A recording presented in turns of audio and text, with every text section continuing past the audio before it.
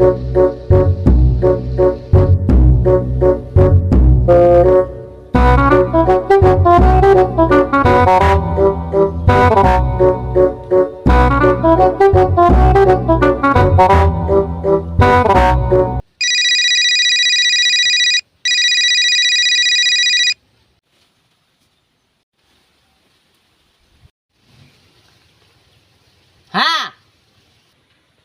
মাল আইছে।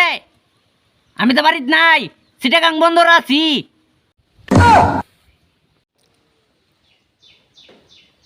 আচ্ছা, আমি আগামীকাল আসতেছি।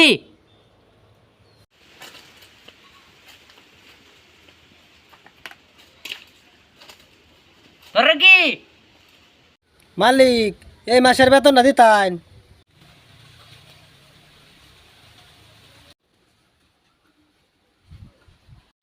বেতন এই মাসে কয়দিন আইছিস কামো? আরে আঙ্কেল, রাখেন আপনার টাকা। এই যে ড্যাড, আমার টাকা লাগবে 10 লাখ, আমাকে 10 লাখ টাকা দেন।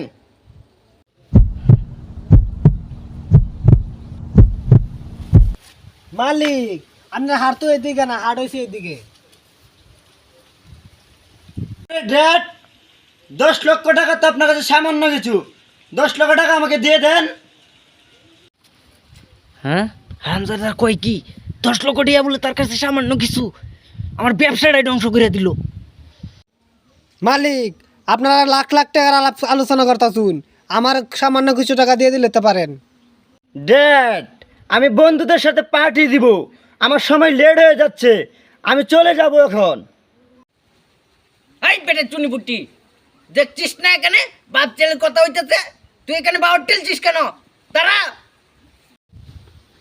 ড্যাড, মালিক, টাকার খুবই দরকার। 2 দিন ধরে অনাহারে আছি, কিছুই খাইছি না। ড্যাড, উনি মিথ্যা কথা বলছে। আমি কালকেও তো রেস্টুরেন্ট থেকে খাবার অর্ডার করেছি, ওগুলো যেগুলো পারছিল ওগুলো উনি নিয়ে গেছেন বাড়ি থেকে। এই বেটা মিথ্যাবাদী, তুই না বললি 2 দিন ধরে কিছু খাস না? তা আমার ছেলে কি বলছে? আমার ছেলে কি মিথ্যা বলছে? ছেলে মিথ্যা বলে তো আমিও মিথ্যা বলছি। তুই কি বলছিস এসব? হ্যাঁ, তোর চাকরি আমি নোট করে দিব। আরে ড্যাড, এই ছোট লোকগুলো কেন কাজে রাখেন?